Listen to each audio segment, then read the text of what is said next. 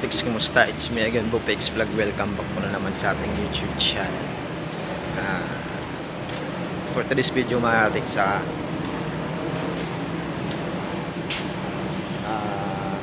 dahil Sabado ngayon, paka-video ulit natin ngayon. So pakita ko sa inyo ulit yung pangalawa kong pintuan na inayos. So hindi ko na ito na-videohan ng tinatrabaho ko, pero ngayon okay na, napalitan ko na din lahat. Yung kulang na lang dito yung pagkabit dito. So umaga pa, mga ano pa yung oras mga kapiks?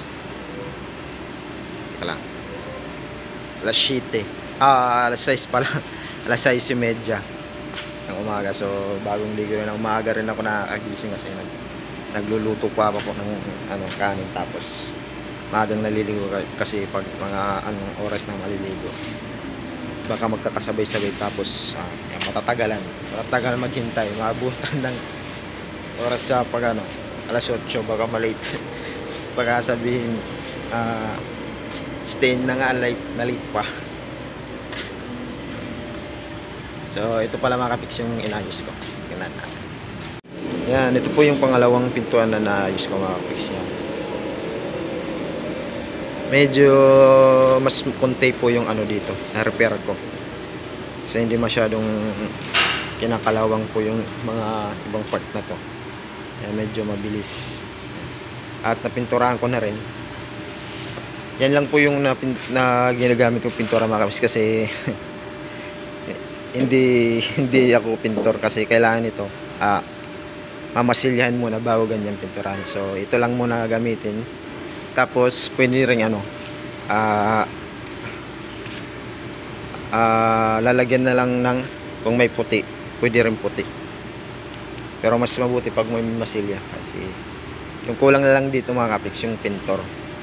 Kasi dito sa kampanya pinasukan ko, yung kulang talaga nila latero. Timing, medyo marunong tayo dito, pero hindi naman masyadong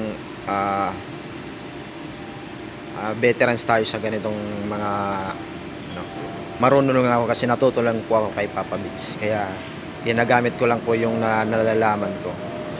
So mas okay dito na nakapasok ko dito, kasi medyo maano yung ko, yung mga nalalaman ko medyo maano pa, magi-improve, kasi solo ako dito, isang latero lang ako.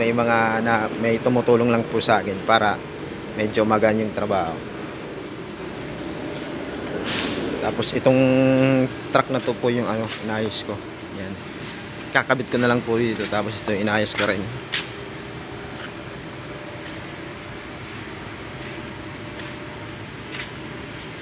Pangalawang truck.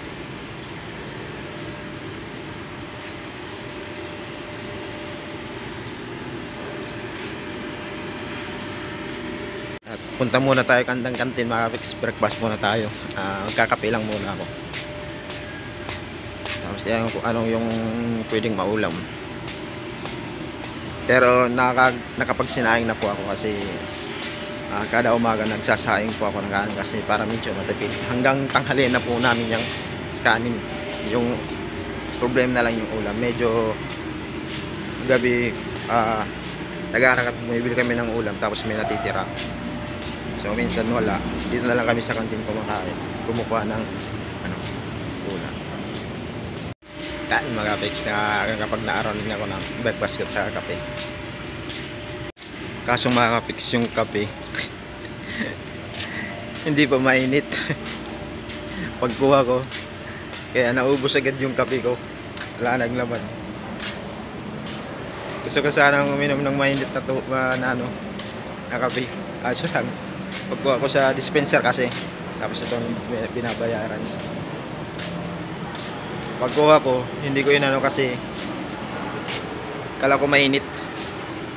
Nang pag hindi mainit yung baso, pagtikim ko hindi po mainit, inubos ko na lang. Tsaka kumuha na lang ako ng pansit, ko ngayon, pang umaga, kakain lang ako ng konti. Tapos kung may matitira, may pa ako mamaya, ulam, kuha na lang ako ng ipapares nito mamaya konti, baka may gulay, mas okay. At Yan o mga kapiks, natapos na ako mag-breakfast. At yung gagamit ko ngayon, mag-i-in muna ako dun sa guardhouse para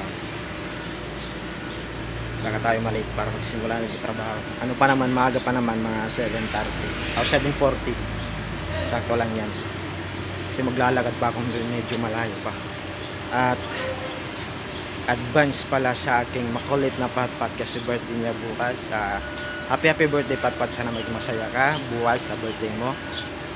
Si mama na yung bahala kasi siya nandito, kasi ako nandito ngayon nagtatrabaho para din sa inyo. Kayo lang muna, hindi na muna ako makakasama sa celebrate mo Patpat, at sana maging happy ka at maging good health din. Sana magpursige kayo sa pag-aaral nyo dahil para din yan sa inyo. Para sa akin yan yung wish ko sa inyo, maging mabuti, wag makulit, mag-aaral ng mabuti, at palaging mano lang muna kayo kay mama. Sumunod sa mga utos, wag magmakulit para hindi masyadong ma-stress si Mama Pix. Yan, para sana maging ano kayo kay mama, kayong dalawa ni Ate Isra. Sana dyan pala kay Ate Isra, sana dahil ikaw yung ate, palagi ka rin bantayin din mo din si Patpat kasi medyo ikaw yung may medyo may isip na si Patpat kasi medyo may pagkano pa laro-laro ng konti. Si Ate Isra naman medyo may gusto din laro, pero may pag-iisip din siya na parang matured na, marunong siya ng gawain, inuutosan ni Mama Pix din. So yan, sana magpakabit muna kayo kay mama nyo kasi nandito si Papa nagtatrabaho para din sa inyo. Mag-ano lang muna tayo ng pera, maghahanap lang muna, mag-ipon-ipon ng konti kahit hindi pa tayo nakakapag apply ng mas malaking income, kasi kailangan muna bago tayo makapasok ng mga malalaking income kanyang para abroad, kailangan muna tayo may sideline, may pagkikitaan sa pang-araw-araw din kastusin mga kapiks. Yung mga kapiks, mag-i-in lang muna ako, mag-in muna tayo. Natapos din tayo mag-in tayo ng maaga pa kasi para hindi masyadong malagay kasi medyo malayo pa yung guardhouse, yung pag-iinan na biometric kasi maglalakad ka pa, kaya mag-in ka na lang ng umaga para medyo may ka pa, may konting relax.